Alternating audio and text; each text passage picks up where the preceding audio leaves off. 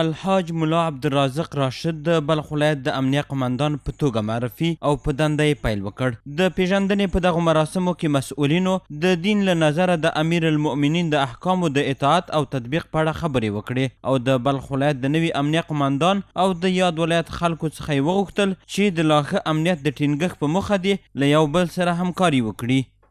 در هر فرمانی که از طرف امیر المؤمنین صادر میشه در هر ولایت ولسوالی که او میرسه هر وقت که ما شما او را شنیدیم و دیدیم سمعنا و اعطانا باید ما شما از اطاعت بکنیم. اطاعت واجب است.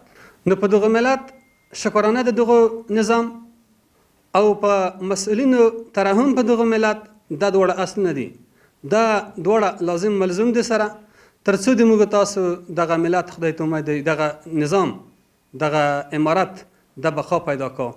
همدارنګه د بلخ د علماو شورا رئیس د اسلامي امارت مقام او څوکۍ د ملت او نظام لپاره د خدمت کولو مسؤلیت یاد کړ او ټینګار یې وکړ چې هر څوک باید خپل مسؤلیت په صادقانه ډول ترسره کړي. کار اگر انجام داده شود به اخلاصا انجام داده شود کار 10 نفر یک نفر جرات کرده میتواند. در صورتی که اخلاص و صداقت نداشته باشد کار یک نفر 10 نفر اجرات کرده نمیتواند. په ورته وخت کې د بلخ ولایت نوي امنیه قماندان د دغه ولایت اوسیدونکو ته ډاډ ورکړ چې د یاد ولایت د خلکو د امنیت د تامین په برخه کې به له هیڅ راز هلو ځلو ډډه ونه کړي. ټول ته د اطمینان ورکوو چې موږ به انشاءالله د امنیت په برخه کې په هر برخه کې د ولس د خدمت لپاره موږ انشاءالله چمتووالی لرو او چمتو ورته انشاءالله چې هر رات خدمت انشاءالله هغه به ورته وکړو.